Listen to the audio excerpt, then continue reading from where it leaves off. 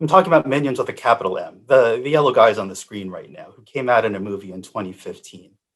Now, if you have the great misfortune of never having seen this movie, I highly recommend that you abduct a kid or two so that you have an excuse to watch it, because it's easily one of the best movies that I've seen in my life. And I like using them to teach people about immunology. So the first thing we need to do is discuss about how autoimmune disease occurs. And this is kind of complicated in concept, and I know it's going to take a little while to soak in, but I want you to understand that I'm going through all this information for a reason, and that as you start thinking about it and it starts to soak in, it'll start to make sense. So this is basically what happens. So you got to think of autoimmune disease like your immune system is a toddler who's starting to have a fit. Like all of a sudden he's crying, he's screaming, completely inconsolable, pulling things off the shelf, like completely having a spasm.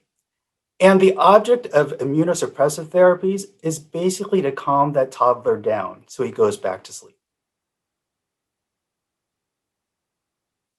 So if you're like most people, you've probably Googled about vasculitis and you know that your immune system is comprised of various types of cells. So there are B cells and T cells and neutrophils.